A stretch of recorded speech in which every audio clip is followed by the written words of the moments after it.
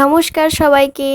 আচ্ছা, কেমন লাগে যখন পাড়ার সবাই মিলে বৌদিরা মায়েরা একসাথে মিলে যখন ভুগতে হয় আর এরকম মহাদেবের জয়ধ্বনি দেওয়া হয়, তখন কেমন লাগে? খুব মজা হয়, আমার তো হেব্বি লাগে।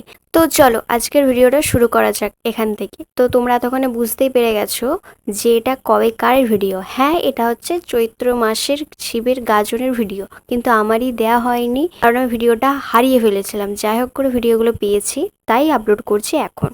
এখন যেই ফুটেজটা দেখতে পাচ্ছ, এটা হলো গাজনের আরেকটি পার্ট, যেটা বলে মানিক চোর।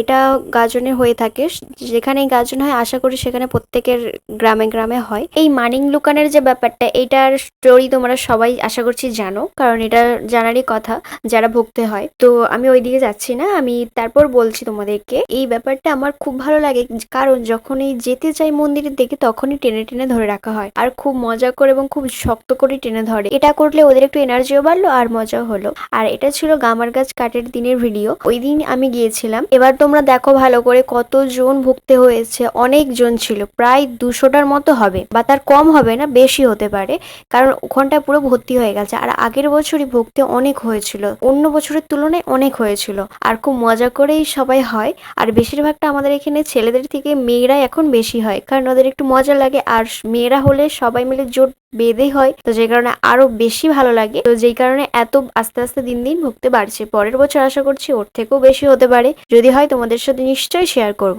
আর এটা হলো আমাদের মন্দির, আমাদের ছোট মন্দির, বেশি বড়ও না আর বেশি যে জাগ্রত মন্দির হয় সেরকমও না, কিন্তু আমাদের বুড়ো শিব ছোট এবং ছোট মন্দির, যেই কারণে একটু অল্প সংখ্যক ভুগতে হয়। কারণ আমি দেখেছি বা শুনেছি, তোমরাও দেখেছো, যে জাগ্রত মন্দিরগুলোতে একটু বেশি বেশি ভুগতে হয় এবং দূর দূর থেকে এসে ভুগতে হয়, তো তার সংখ্যাটা অনেকটাই বেশি থাকে। কিন্তু এটা গ্রামের মধ্যে, তো তাই অল্পজনই ভুগতে হয়েছিল, তাও কিন্তু অনেকটাই বেশি।